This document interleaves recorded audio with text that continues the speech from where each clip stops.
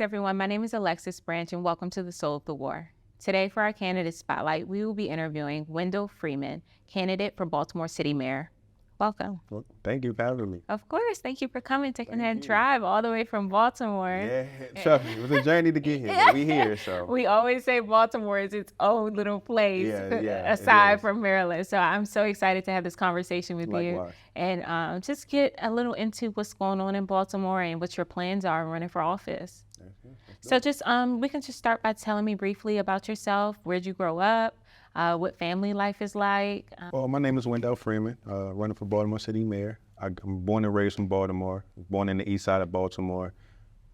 I grew up in the east side of Baltimore practically all my life. I lived over West Baltimore a little bit, but I'm originally from Green Mountain 33rd. That's in East Baltimore. About me, I wasn't raised with my mom and dad. I was raised by my legal guardians. I was adopted at 4 years old. I have 3 brothers, 2 older, 1 younger. Me and my younger brother have the same mom and dad, so we both got taken from our parents to legal guardians because my mom and dad was crackheads and cocaine. Like, I'm blessed to be here, honestly. My mom had 12 abortions before I was born. Wow. So I'm just one of the ones that was blessed to be here. So I always knew I was here for a reason. But raised with the Baltimore City schools, from elementary with the Waverly Elementary School, that's in Baltimore City, with the Waverly Middle School. It was like right across the street from each other, so that was convenient for me. And then I went to high school at Friendship Academy of Science and Technology. I graduated in 2012.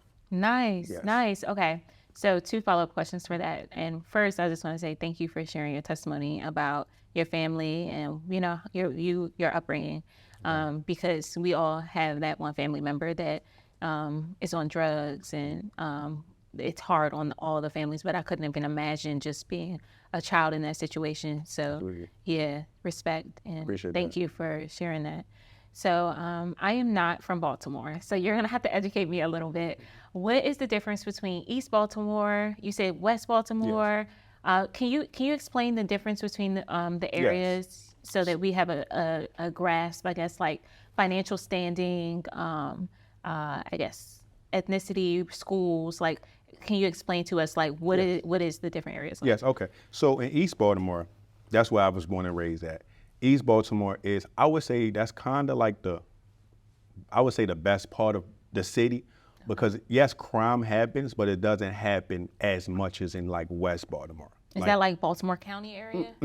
This is the city. So we have East Baltimore, West Baltimore, South Baltimore, and we have a Northwest Baltimore. Okay. So East Baltimore is, like I said, where I was born and raised, and I feel like personally, me growing up in Baltimore, that's where things happen everywhere in the city, but that's one area where we don't have as much crime and stuff as far as like the west side of Baltimore. Now, the west side of Baltimore is dirty, to be honest. It's dirty, it's a lot of crime, it's a lot of envy, it's a lot of jealous people that live over West Baltimore. And then you have South Baltimore, which is dominantly white, and a lot of Mexicans, but they're like low income. So that area really gets abandoned a lot in Baltimore. Like, they don't, we just had a mass shooting in Brooklyn Homes. 30 people got shot, 2 people died. Yes, this was last month. Yes, that was in South Baltimore.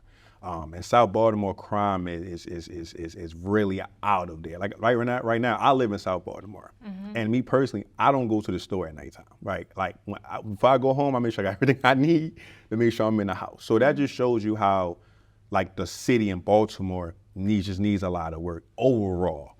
So I hope that explains your question as far as the different sides. Very well. Now, I do have we're going to get to the questions, but our conversation, I'm Absolutely. sorry. So I'm curious. I've experienced the same thing where I live in Navy Yard. And I don't walk my dog past a certain time because I could just get hit with a stray. Like, it's not even a matter of like wrong place and I'm hanging with the wrong people. It's just people riding down the street shooting, Yeah, absolutely. So what has motivated you to want to stay in this environment? You have a family, and what has motivated you to want to stay in Baltimore City? Basically, me doing what I'm doing and just running for mayor, and I know we're gonna get into that while I'm running and stuff like that, but just a little bit. Like, I love Baltimore City. I was born and raised there.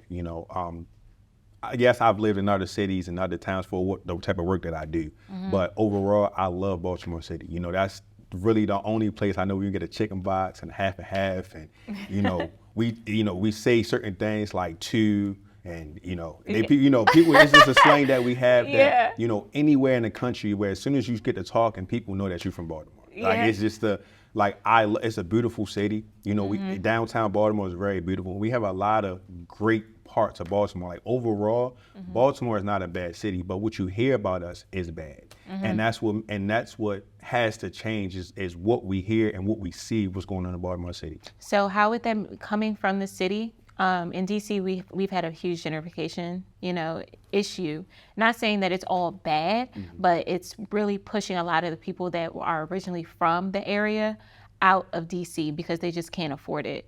How would that make you feel if you saw that transition in Baltimore City? Like, if people finally started investing what they were supposed to be investing into the city and it finally just shot up, how would you feel about that? Would you be sad because it's like this is your home and it's kind of like changed, and the people that were originally there aren't really there anymore? Or would you feel like this is for the better and I'm happy that we are moving in this direction? Okay, I'm gonna ask you a question in two parts. So the first part is this: I would actually be excited because one thing about Baltimore, like I keep saying all the time, it's a beautiful city, but we need change, and not just with the people, but with the housing, with the current government, with people's mentality. Like Baltimore is a crab in a barrel mentality city where people just want to get over on you because that's what it's just cool now. It's just cool to not be a good person. It's cool to do wrong things and not want to be better. And I also think it's also as far as like what we're seeing. Baltimore, like when you step outside, children are seeing nothing but vacant homes. People outside selling drugs. Loitering is ridiculous. You said children are what in Victoria? Children are seeing people sell drugs outside, like young children are seeing people sell drugs right in front of them. Young people aren't getting the right opportunities to live a long time. Children are dying early ages. You know what I'm saying? Like, it's sad. So I would love to see Baltimore change, and that's why I'm running for mayor because like I said, I have two children, but I love children. I know children are the future, and I want to more invest into generational wealth as far as making sure that they can live a long time because children, like I know people, like friends that I know that haven't even been able to see 16, 15, 14. 18 years old. Oh my gosh. My two best friends died right in front of me at 13, 14 years old. Wow. You know what I'm saying? So I've experienced trauma every single day just being in Baltimore City. It's like you're literally taking the questions out of my interview because no, seriously, because that was a question. We're seeing crimes being committed by younger people, like people younger. In DC, we have the understanding that it's happening because of multiple reasons, of course, but I would say the main reasons are that they feel like they need to provide for their family. And then, just like you said, it's popular, it's easy for them to fit in, it looks good on the internet to their friends. And then also the courts, it's kind of challenging to prosecute these kids and for long periods of time. So they'll commit a crime at like 12, 13 years old and they'll be out by 18 or 21. Absolutely. So it's like, okay, I'll just chop up that little bit of time and have the rest of my life and get the charge expunged from my record. So I'm not sure what it's like in Baltimore. Is it the same? It's literally the same. Okay. It's no accountability in Baltimore City right now. And honestly, it's been like that older than me. It's been like that for 30 years. What do you think is the problem though with like, why is it so hard to hold them accountable? Is it the laws? Is it the people that are in office? What is causing the holdup in that? Well, the laws are a part of it because I know in Maryland, if a child is under a certain age, you can't charge them for a crime. So it doesn't matter what I believe it's 10 years old. Okay. That if a person is 10 years old or younger, like if they go ahead and shoot somebody, they go home and enjoy the rest of their day. And that's one thing that needs to change. The laws has to be changed because children are getting younger with crime. And I would just think about it, like when I was like 13 and 14 years old, or even 15 years old, I didn't know nothing about a gun. I knew what a gun was, obviously, but I didn't know nothing about a gun. I would be scared to touch it. Exactly. Right. I was just like to play the game every day and, be antisocial with people. So I didn't know nothing about being in a gang or selling drugs or knowing when my mom or dad had a firearm, man, I'm going to go use it on somebody. I didn't know anything about that. But these kids are just, and I'll say, I can't even say social media because in Baltimore, 90% of black fathers are not in these children's lives. And it also goes back into education as far as like the role models. They don't have any role models in school.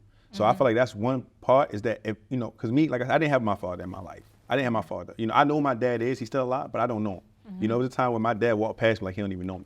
Wow. You know what I'm saying? Like really, like me and my dad used to live on the same block. And I used to live with my legal guardians and I would see my dad. And my dad, he really would duck me. Like he don't see me. Like really so he didn't have to speak. So, and I thank God that I could have turned out a criminal. I could have been gone right now. Maybe he's just felt ashamed, you know, of the situation, and he didn't know how to address the situation. I mean, you know, he had 2 other sons before me and my little brother. So, I mean, that could be what it was. He didn't know. He could have just been a coward, I guess. But me personally, I have 2 children myself. I can't just walk past my son and say, I know that's my son. I look just like my dad. Yeah. You know? So it's like I can't just walk past my son like, hey, yo, oh, it's my son. Let me duck him real quick. I just, as a father and as a man, I can't do that. I want you to take 30 seconds and look at this camera and talk to some little boys in the community that you grew up in.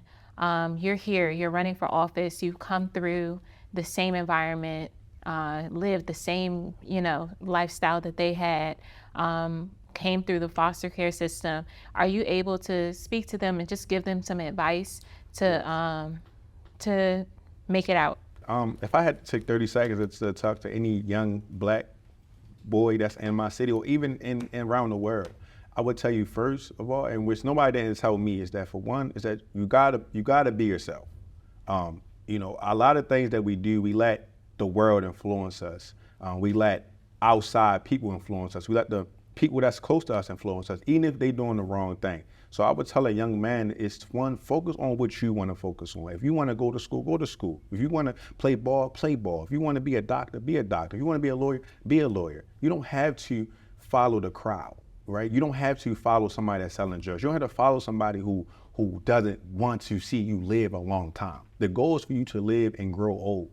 And you have to surround yourself with people. If people aren't on what you on, leave them alone. I've lost friends I've known for 20 years because they wasn't when I'm on positivity. You know, they wanted to be negative. They wanted to be in the world. No, focus on what you want to do with your life. Get the right people around you. And if you don't have them, find them, you know, or they'll find you, because that's what happened to me. People found me. You know, I had role models that I used to go to school with, or that not to go to school with, but people that would come to my school and check on me. They would make sure I'm good. They would pop up at my home, you know, stuff like that. So even if it's not a blood relative, I would tell you to find somebody that will hold you accountable, basically. So what, just to add on to that advice, how can a child do that? Can you tell them what resources are they able to use to find those people? If they don't have the people in the household, they have parents that are always working or possibly on drugs or doing whatever and don't care, where can they find those resources to connect with adults or older generations to be able to have that kind of backbone? I would say 2 real things. I would say, first of all, I would say school. If you can find somebody in your school that you trust, because that's how I was. When I was growing up, I didn't trust my parents. I didn't, the people that raised me, I didn't tell them a lot of things. But I had a mentor that used to go to school, that used to actually work in my school, who I would talk to about what I'm dealing with at home or what I'm dealing with, or peer pressure. Because as a young boy, we have a lot of peer pressure. Peer pressure to smoke, you know, do drugs. Peer pressure to, you know, to sell drugs. Peer pressure to steal a car and rob a car and rob old people. We have a lot of peer pressure. So either that or church. Church is another good way to find black men, even if they're older than me or older than you. Go to find a church, or hopefully you have at least one family member that's, you know, on the okay track, that's on the right track, that can say, I can call them and say, hey man, listen, somebody trying to tell me to do this. I need you to come and, you know, basically save me for real. So that's what I would say. That would be my 3 things: is church, school, or hopefully you have a family member in your family that you look up to. Thank you for that. Thank you for that. I'm going to use that clip just to send that out to young boys, because that's important. I appreciate that. We're going to swing right back into things. So just tell me a little bit about your professional life. I know you own a business, ABM Marketing.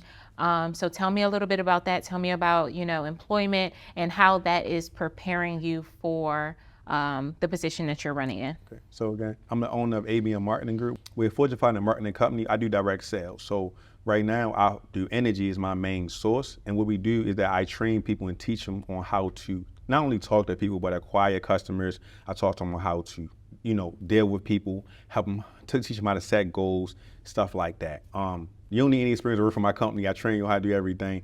I've been doing this since I was 18 years old. I'm 28 now. I'll be 29 in December. So I've been doing this business since I was 18 years old, straight out of high school. This was my first job I ever had, and it was going to be my last job once I'm in politics. But, this is all I know. I did work at Walmart for a little bit during the pandemic because my business was shut down for 6 months when COVID first started. And that did give me the skills to learn on, I was basically, I'm not going to say I was one of the ones that was spoiled because I never worked a regular job, but it helped me understand how every role, every job in society is important. Whether we don't understand that, I was talking to Peter, I talked to this older woman real quick. This older woman I worked at when I was working at Walmart, she was there for 15 years, stocking shelves.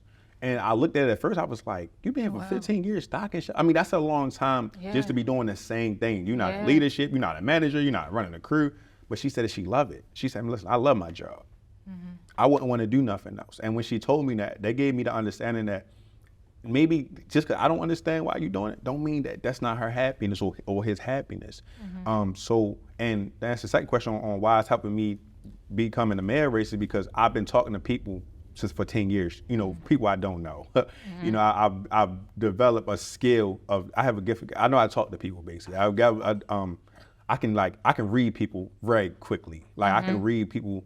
I can tell you what's wrong with you. I can know if something is going on with you. Even if you don't even have a conversation. As soon as you open your door, the first 5 seconds, I know what's going on. So I know how to address you and come to you and talk to you. So that's what I think. I think the only difference is because I'm going direct marketing, so I go direct to people. It's just a little different as far as having to walk up to people and say, "Hey, how you doing? My name is Wendell Freeman, running for Baltimore City Mayor." That's what I'm getting adjusted to because I never had to, go up to people. Of course, I went up to people's doors. That's different, but just going up to people. That would be the only difference, but I know how to talk to people, so. Yeah, door knocking is challenging. Yeah, and it's not for everybody. It's not, but you got to get it done. Got to get it done. So 2 follow-up questions with that. Do you have a team that is helping you and assisting you with these door knockings and getting your name out there and stuff?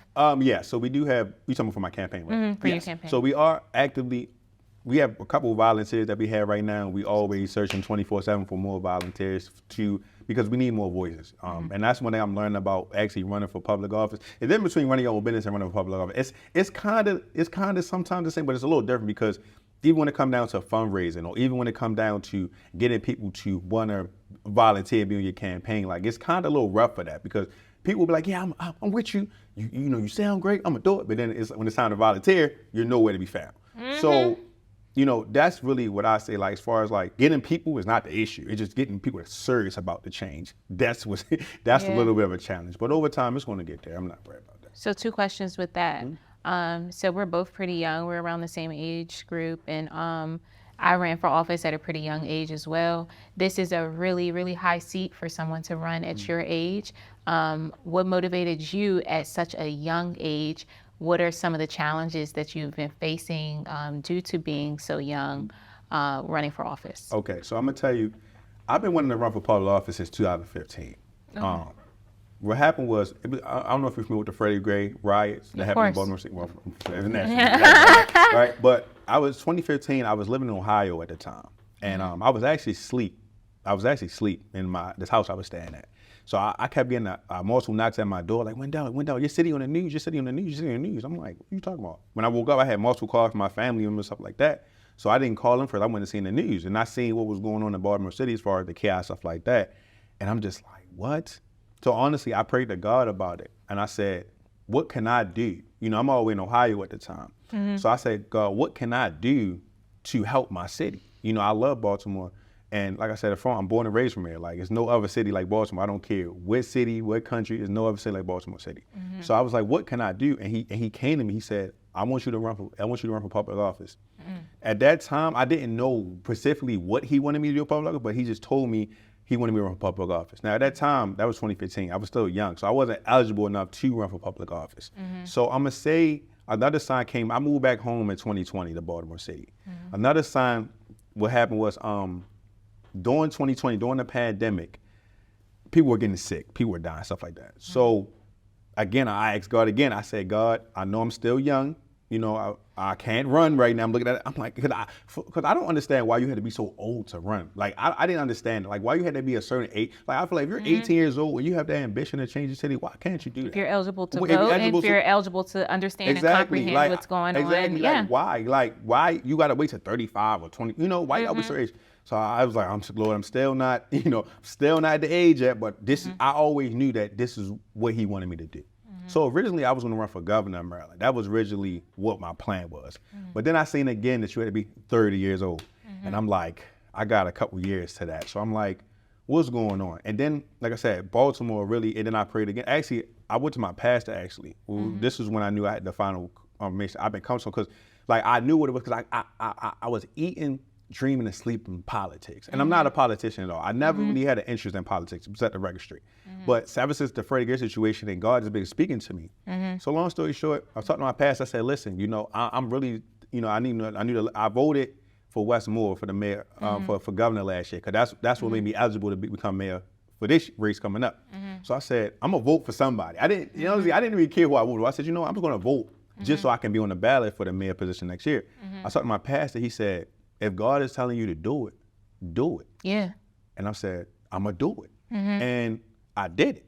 And then what happened was I met my campaign manager, Mr. Alcorn, that's on the side of me right here. And it's funny because he was actually gonna run for mayor.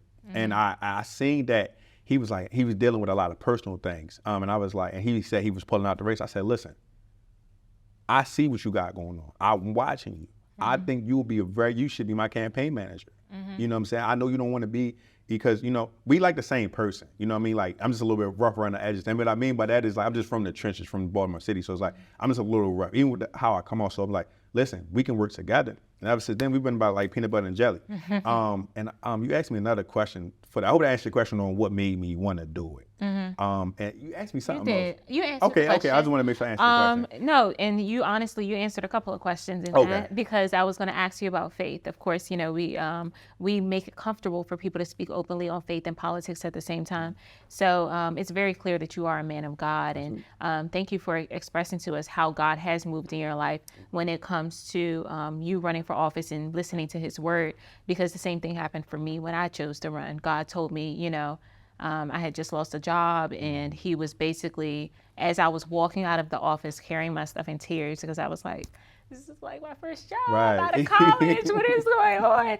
And yeah, and He was just like, you're walking into your purpose. Right. I was like, what? Right. Literally 2 days later, I went and applied to run for office. Look at God. And, you know, I felt like that's where I was supposed to be. Every move I made in that campaign, I listened to His word. Absolutely. And although I didn't win, now I have the soul of the war. Absolutely. And He prompted me. He bugged me just like He bugged you about starting the soul of the war. I sat on it for a little while, like, all right, like, you know, I've never done journalists, and I'm not a journalist major or a journalism major, and I don't know where it came from, but I'm like, I'm going to trust your will, I'm going to trust your purpose. So amen to that, and I'm just going to encourage you to continue to listen to His voice, even if it sounds crazy, even if it sounds insane, or even if it takes you down one road and you thought you were going down another. Trust that. Absolutely. Yeah. So thank you for sharing that. Thank you. Question. Because you were raised in the area, I understand that you know a lot of people in the area, but Baltimore has a reputation of just letting people know we don't like you, you know? and I mean that for like politicians, pastors, etc. I mean, we also what happened with the Jamal Bryant situation. Right. So how do you feel the community feels about you? Like, do you think that they have accepted you? Do you think they will accept you?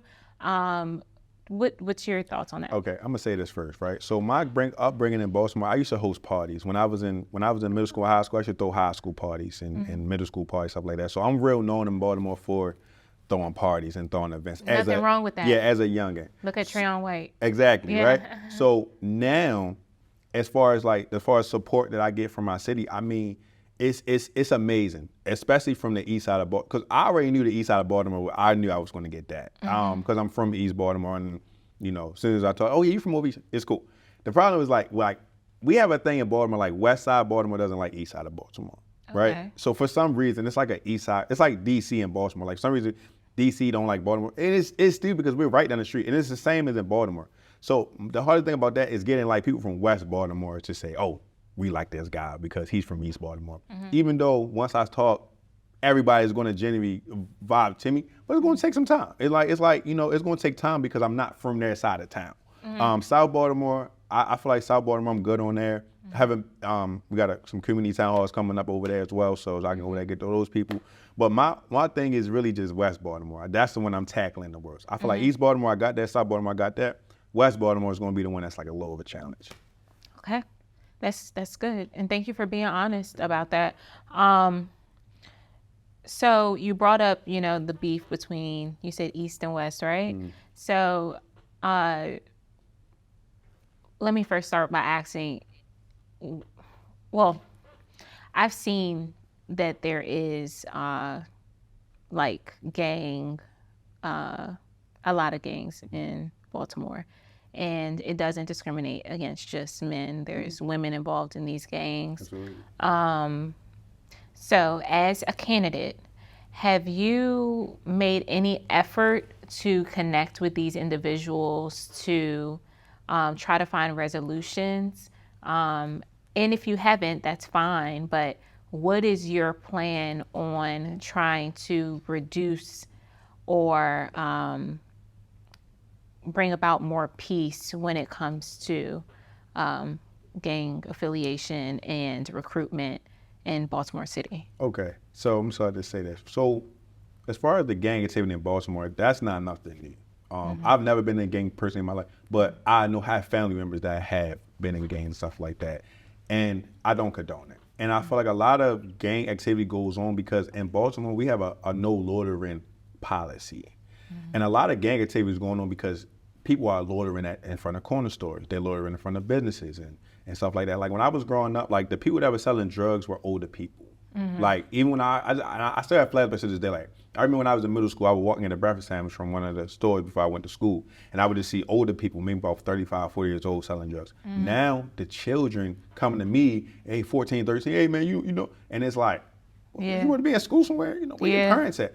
But it's because these, like you said, I went to a prayer breakfast about a month or two ago, and I had met a detective there. And what you said was about how women are now recruiting young people to be in gangs or to sell drugs, and that's a problem. And I feel like and to answer your question, I haven't talked to the gang members or anybody yet, but my plan is to go to them and talk to them about getting off the street. Now, if you don't want to, we're going to enforce the no loitering policy because we have to do that. There's no reason why we should go to the store and there's 10 or 20 people standing outside the store. It's no reason. But not even just that. I think that it will be more of a challenge for you to say, okay, I don't want your gang in my city. I think that it might come off better if you approach it in a way that gangs aren't what they used to be. You know, they had a different purpose back in the day, and they can have that same purpose now. Whereas they're speaking out more in the community, they're involved in their community, they're helping their community, they're actually taking steps to make sure that the right people are getting elected into office, things like that. Like they can do positive things in the community, and gangs don't necessarily have to be like them out here selling drugs in front of the carryout or, you know, raping women or robbing and stealing. And that is another question. Sex trafficking has gotten insane. Yes. Insane. Yes. What is your plan on helping with that?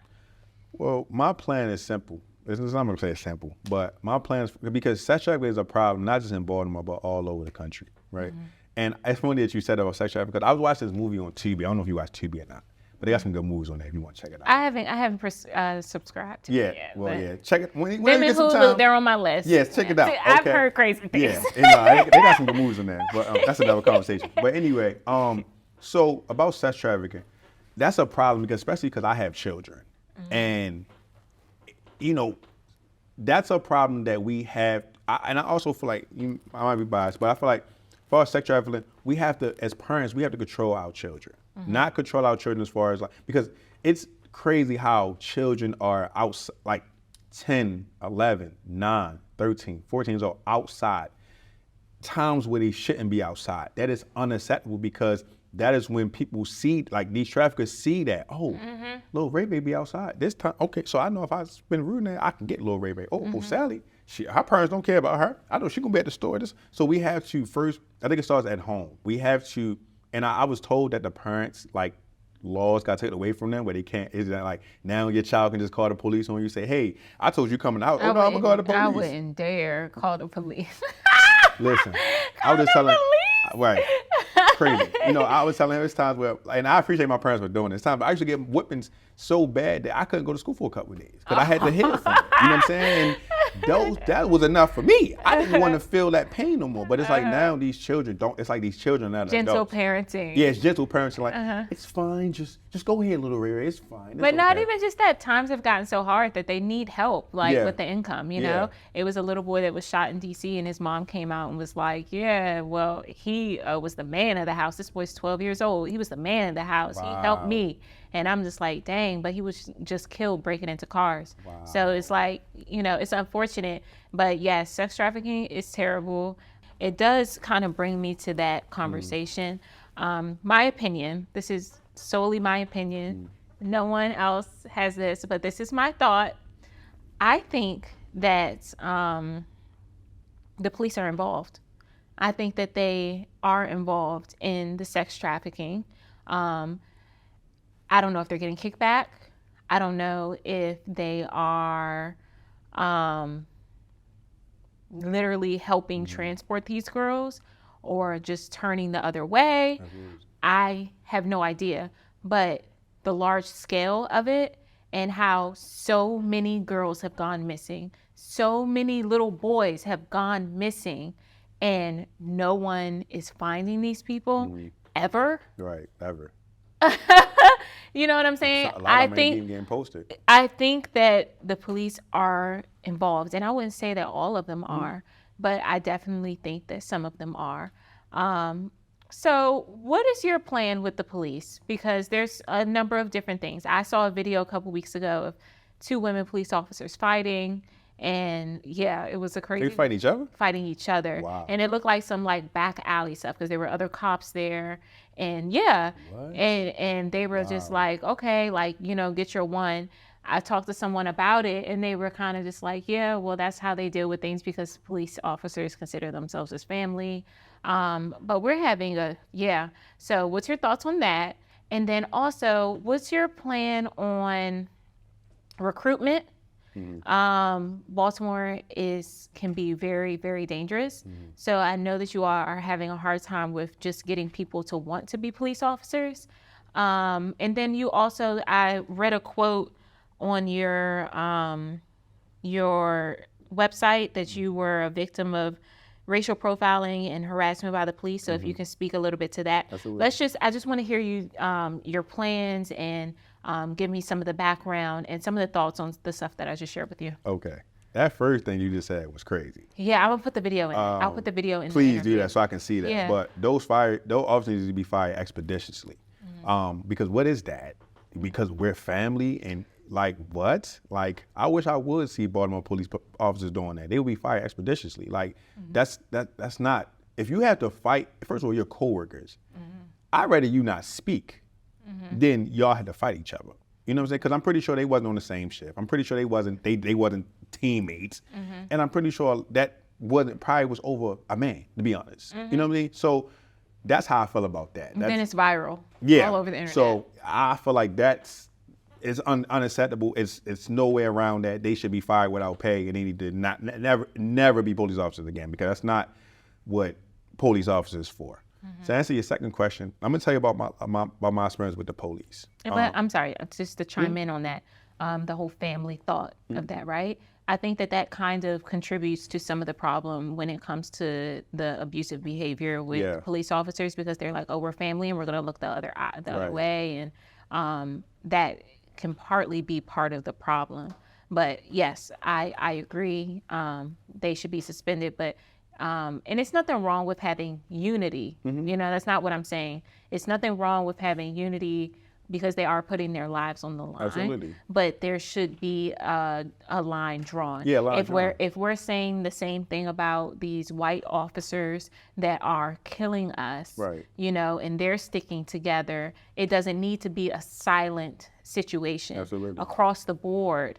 If you see something going wrong, Absolutely. they should be able to report it, and it should be able to report, you know, safely. Absolutely. And just to piggyback on that real quick, again, because people have disagreements, and sometimes people feel like I have to, throw my hands, whatever, and that's okay. But why was it recorded? You know, if y'all have a family disagreement, it should have never made it on social media where the whole world should be able to see it. If anything, y'all had that between yourself, and it's just what it was. So that's that. Police brutality. When I was 13 years old, this was my first ever interaction with a police officer. I'm just doing a long story short. I got into a street fight over a girl. Obviously, I was 13. Got into a street fight with a guy over a girl. Police got caught. Now in Baltimore, we have it's a laundromat called Sudsville. I don't know if they have them out here, but it's a laundromat called Sudsville. So I was next to a Sudsville. I was next to a 7-Eleven. As a white cop ran up on me. He tackled me to the ground, put me in handcuffs. Now I was 13 years old at the time. I'm 13 years old. I'm sitting in front of a 7-Eleven, sitting like how the camera, like how it's the light right here. But imagine this was a camera. So a white cop came to me in my ear. I can't make this up. Exactly what he told me. He said, "I'm not gonna lie to you. You lucky in front of these cameras, because if you wasn't, I'd have blew your brains out." That's what he told me at 13 years old. That was my first ever interaction with a cop, and I told him to do it. I said, if you was bad enough to tell me that in my ear, you might as well blow me out in front of these cameras right here, right? And to this day, that man's face is in my brain. Like, I could never forget that. And like I told my campaign manager, when I'm elected into office and I go to these police districts, if I see him, he has to go. Because I'm pretty sure that I'm not the only black person that he has said that to. He might have bodies out here. Because for somebody for a cop, it's supposed to protect and serve. For you to tell me that, because I got into a street fight with another young man, nobody got hurt. We just got into a little street fight. For you to tell me you're gonna. And honestly, I respect that more than y'all pulling out guns and shooting each other. We was young. We didn't know nothing about no guns. We was fighting over a girl. And so for you to tell me, oh, if you lucky in front of the 7-Eleven camera, I'd have blew your brains out. I knew right then that the police were not here to protect and serve. Wow. I knew that right then. I'm so sorry that you experienced that, and I'm praying you have a little boy that he never experiences something like that. What is your plan? My plan is this. For one, Baltimore City is a corrupt city. So my top plan is to do a clean sweep, like detox of City Hall. From City Hall even down to the police chief. Because I feel like to really save Baltimore and to really get Baltimore to where we want it, we have to get people that are community-based. Like, a lot of these officers in Baltimore, at least 80% of them just sit in their cars all day. Like, for example, I'm gonna give you just a quick story. I was downtown Baltimore walking home. It was 2 cops that was sitting right across from me. They were just on their phones, like just outside, just sitting on their phones. And I'm thinking this. Let's say they police car departed across the street. They're sitting on the other side of the street.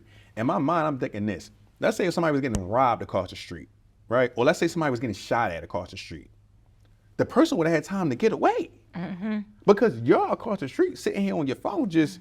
Your car all the way over there. Your car's all the way over there. You sitting here on your phone. That man would have had time to kill somebody and got away. Not even just that. A man could have snatched a little girl right there. Exactly. And they wouldn't have seen nothing. They would have just heard her yell and looked up that he would have been gone. And in Maryland right now, we only have a 40% closeout rate as far as locking people up for murder. That's bad. For the entire state? Yes, no, for Baltimore City. For Baltimore City. Yeah, we have a 40% clearance rate in Baltimore City. So that means it's a 60% chance that you can get away with murder. You know what I noticed in New York?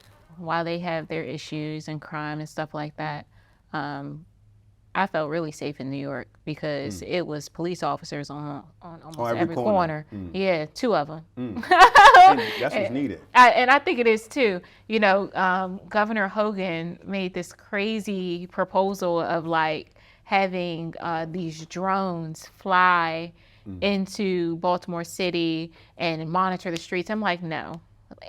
But I also understand the flip side. Where are they going to get the manpower for that? So what's your plan for recruitment? Okay. So my plan is recruitment. For one, we have to get corruption out of City Hall first for me, before we can even try to recruit somebody. And also, I believe that a black woman, it's nothing against no other race. I just feel like a black woman who has children should be the police commissioner for the state of Maryland. For the city of Baltimore, because I just feel like it's nothing like a mother's love, and it's nothing like a mother who's black, who has raised children in this city, or who raised children at all, who cares about making sure my children are safe. I feel like right now the current commissioner, Commissioner Worley, who's act commissioner, he's just not it. He's just not it for the job.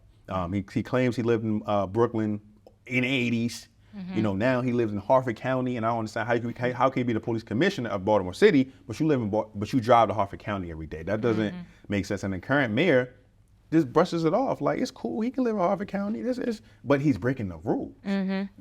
If I had to live in Baltimore City to run for mayor, why does the police commissioner, can live in Harford County? I like that, yeah. And don't have to no connection with the people that he's serving. Nothing. Yeah. And I believe we had to get aggressive with community policing. And that's my thing. And part of my public safety plan is hiring 150-foot officers to just patrol neighborhoods, because that's one of the big problems in Baltimore City, is that we don't have cops in neighborhoods. We don't have nobody there, or we don't have a cop who knows the residents or know what's going on. Well, how are you going to make that, what's the word, marketable? Oh, like, what are you going to offer them? Are you paying loans off? Are you well, they get that with Biden and public service. So, right. But what is your plan to say, we need you, and they're going to say, we want to do it? First of all, I think that police need to make more money. Okay. Because they're not making enough money. Like you said, police, firemen, those are certain jobs that you may not make it home to your family at night. You can go to a burning building and might not make it for trying to save somebody else. You could be on a traffic stop, especially in Baltimore City. You could be in a traffic stop, somebody has drugs and gun, kill you, and you're not making enough. So I think, number one, I would up the police per year salary. I also would give them incentives as far as maybe sign-on bonuses, making sure that they health care, to make sure they got life insurance, make sure they got certain things to feel comfortable. And I think what I would do, I would get a poll from people who want to be an officer. Hey, what do you need? Because it's a dangerous job, being a police officer. So I would ask, what would you need to make you feel comfortable to be an officer in Baltimore City? Because like you said, Baltimore, if we have low, I want to say, like, return on police officers, because people are scared. It's a dangerous job. They don't make a lot of money. Nobody messes with the police. Like, let me be honest with you, I don't even mess with the police. I don't trust them. Like, even driving a car, I'm paranoid. I could be straight, but it's just the color of my skin. So we have to change that. We have to change people's mind that people think all police are corrupt. Because like you said a couple minutes ago, all police aren't bad. And I don't believe all police are bad. I had my first experience at 13 like that, but I don't believe every cop is bad. There are good police out here, but the bad ones make it bad for them. So I would clean out all the corrupt cops that are in Baltimore City and replace them with people that actually want to do the job. And pay them well. And pay them well, obviously. Pay them, pay them very well. Me and my campaign go back and forth about what I want to pay them. I say, no, I think this. He say, no, they should do this. I say, no, let's do this, because we want to keep people indoors. And bring people in. Bring people, and we want you to be proud to be an officer of the police department. Maybe even offering some programs within high schools to prepare them, getting into I like that. The force. I like that. So we have literally 2 topics left that I want to speak to you about. Okay. Really 3, but I'm tying it into another one. The current mayor has filed a lawsuit against gun manufacturers due to ghost guns. How do you see yourself continuing this fight to get not just ghost guns, but illegal guns off the streets of Baltimore? That's a very good question, because that has been a problem for a very long time. To be honest with you, I ain't gonna say their name on camera, but I know people who are felons, who carry guns, who, like, I just had a homeboy of mine, got caught with, he's a felon, 2-time felon. He got caught with a gun, 30-round Magnum, all types of stuff, drugs, everything. He did 6 months in jail. Wow. Came out now, and he's back terrorizing the streets. So we have to hold people accountable for their actions. And that starts with having tougher sentences for people who want to break the law. Right now, it's no accountability. So that's why children are running the streets the way they're doing.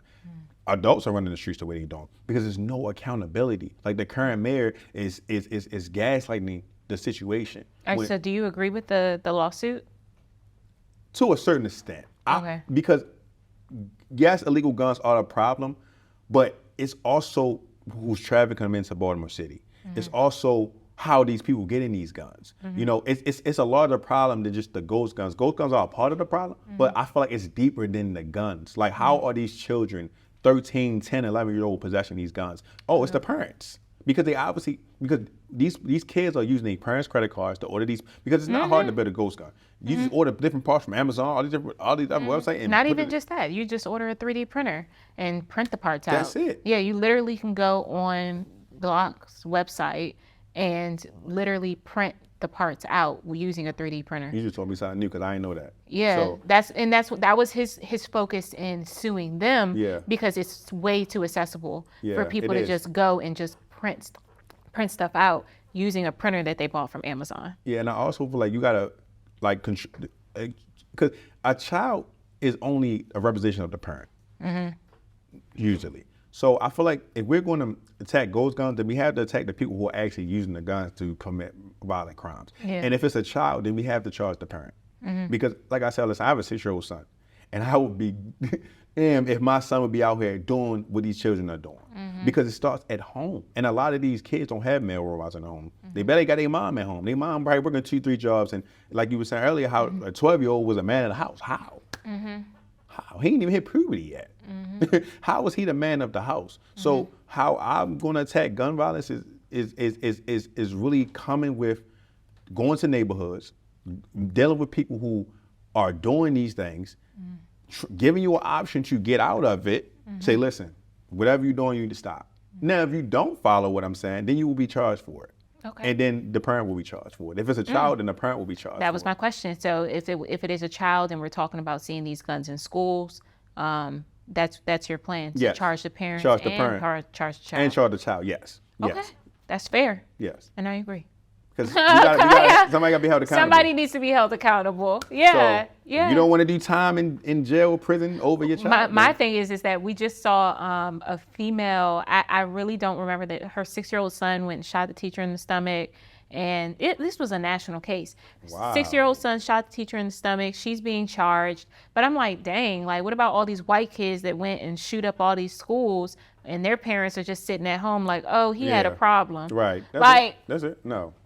and they were way older, Right. Like, you know what I'm Right, saying? So right. I agree with that, but I want to see it across the board. Across the board. Yeah. Yeah, absolutely. So, schools. I'm glad we're talking about schools. The math numbers in Baltimore City are dramatically low, really like one of the lowest in the state. What's your plan on helping improve the school system in Baltimore City? Well, I'm a product of Baltimore City schools. And it's funny because I'm the only candidate in this race who has been to school in the past decade. And what's going on now with these children, Respect. what's going on now with these children is the same thing that was going on when I was in school. No AC, no heat. You know, Got with all that too. no security as far as, because this kids going to school with guns and kids shoot, like this is I'm not gonna say it's new to me, but since I've been running for mayor, I've been hearing it so much about kids dying in school, dying outside of school. Teachers scared. Teachers scared. I've been hearing this a lot, and it's crazy. I'm like, when I was coming to school, a gun, I mean, people bought knives, you know, a lot of fights, but a gun at school? That's pretty bold. So as far as my education plan, my first thing is to remove the CEO of public city schools. Because right now, she makes more money than the president of the United States. Right, not of Maryland, of the United States. That's a problem, especially when we have children who can't read, can't write. And the teachers are very underpaid. Right, underpaid. They have to bring their own materials to school. And I don't understand that. Because Maryland is one They're of the... starting GoFundMes to pay for their materials Exactly. for school. And it's crazy when Maryland is one of the largest funded education in the country. But it's not showing in the results of the students. It's not showing in the results of their schooling and what they had going on. A lot of students don't have music class no more. A lot of kids don't have art class. Why? Because they can't get people in those roles to want to do it. Why? Because it's like, hey, listen, I'm not going to that school to get hurt by no child. Just for you to go home to your mom and say, I did something to you, and then your mother come up here trying to threaten me? So what's your thoughts? Metal detectors? Like, Well, what's your... No, because metal detectors, and I was told that was my original plan, but I was told that's given more like The mindset of a prison like Yeah, like environment. change. Respect. So what we're gonna have I is think that with uniforms too, but I yeah. mean, we are in a different time. Yeah, like everybody can afford. I thank So, God so I grew up in an era where uniforms, because my mom ain't had no money. I couldn't go to school fresh with A like everybody yeah, else. It's like a yeah. like a dress show in school nowadays. Oh Like yeah, you ain't got fashion the dress, show. you Yeah, know. you got that. So thank God, And the right? drip is totally different. In Oh the yeah, last 5 years, yeah, we're talking about Gucci, Louis, Prada. yeah. If you ain't I'm got it, like, God listen. dang. If you ain't got it, you will be talked about. So he's like, I thank God that we got uniforms. I don't think Yeah. uniforms are a problem. I So think you don't like the metal detectors. no. What is the plan to keep these guns out of the schools? Well, one is that we're gonna wand. I want to do the wands, like Okay. wand, and also we have a policy of only clear book bags. Okay. Because I also we can see what's in the book bag, and yes, I heard somebody say, what about little girls who got purses and stuff like that, right? That's getting checked too. Because we have to make sure that students are safe going to school. Right now, parents don't even know if their students are going to make it home or not from school, and that's not human. I don't, that's not what I'm used to. I want to get back to making sure that kids are safe, but we have to do these things. I want a school police officer in every school. We need, That's not already the case? no, In Baltimore? not in every Oh, school, no. Not in okay. every school, no. There are some, but there are some that like be outside. I want some that on in the buildings. Okay. I also feel like we need a mental health counselor in every school. We need therapists in these schools because these kids go through things that they cannot tell their parents about. I know I was one of them kids. There's a lot of things I was going through, not just in life, that I couldn't go home to my parents because they really didn't care. So we need these things in school to make sure. And like I said, firing the CEO, and people ask me, they said, you don't want to talk to her? I said, for what? The numbers already speak for itself. She's been in this role for years, years and years and years and years. And I have godchildren who, for example, last year, they didn't go to school for like half the school year. But guess what happened? Guess what happened on their report cards? Perfect attendance all year. What? Yes. And Wow. they missed half, and I know this personally, and they missed half the school year, but on their report card, when they got it last year, it said, oh, they never missed a day. Passing these kids with 50s and Wow. 55. And for the current mayor to not address that, not fix that, show that it's the lack of where his mind is at. As far as like, kids are barely passing. You have an 8th grader who's reading at a 3rd grade level. That's not a problem for you. You ask them a basic math question, they don't even know what it is. Yeah. That's a problem. So that's my plan. It's to fire the CEOs, police these schools, really invest the money in the right way with ACs, with heat, making sure that making sure we have buses for these kids that can't afford to, because it's dangerous for a child who's under the age of, I feel like 18 years old, to catch a regular transit bus to school, because there are predators out here. There are people that are watching our children every single day and we don't know it. So we have to address that by bringing in school buses who are dropping these kids off, even in the city. We can afford it. We did one of the most funded, in education in the state, so we can afford it. I don't want to hear that we can't afford public buses. Yeah. So what is your, this is the last section. Okay. What is your thoughts on the LGBTQ movement in the schools? Do you have, what's your thoughts on the influence that it's had on the children in your city? Are you okay with it being displayed in schools with things like the separation or sharing of bathrooms if one identifies as a certain gender? What's your thoughts on that? Okay. First, I am Christian man, for one. I grew up in a church, and I grew up with Adam and Eve, right? But now we have to understand that this is just what it is. This is a whole community. And like I said, I don't have a hell or having to put people, and I'll say it all the time, I'm not God.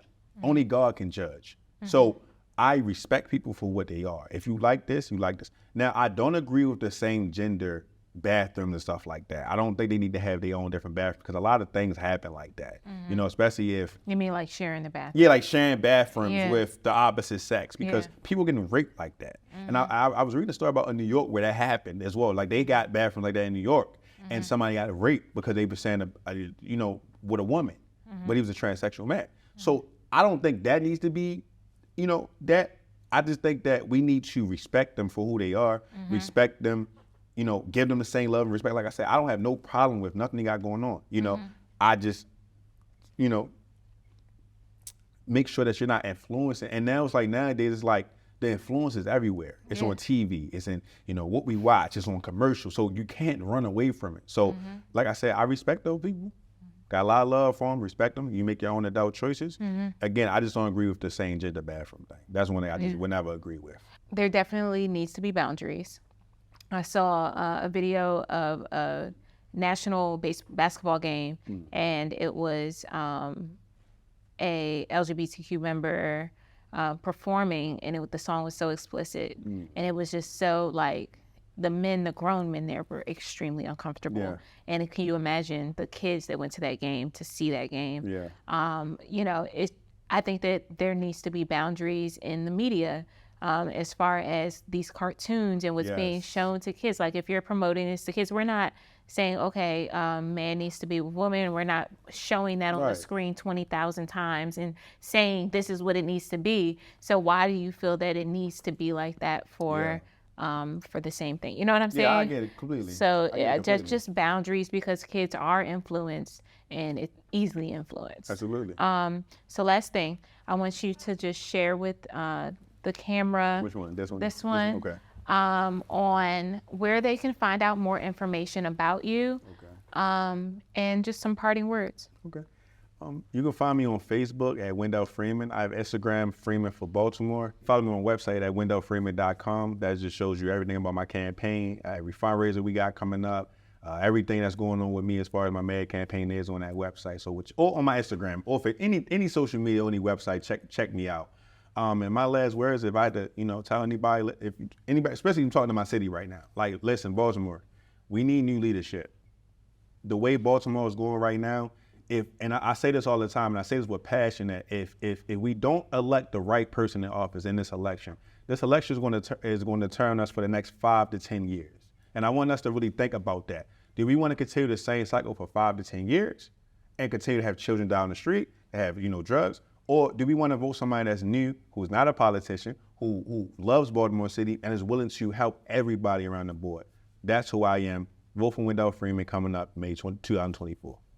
Thank you. Thank you so much for your time. This was an awesome conversation. Yes, I appreciate it. I didn't even get to all of my questions because the conversation was just flowing so great. So I really appreciate you taking that drive out here and just engaging with me. Thank you. Thank you. Thank you. Thank you.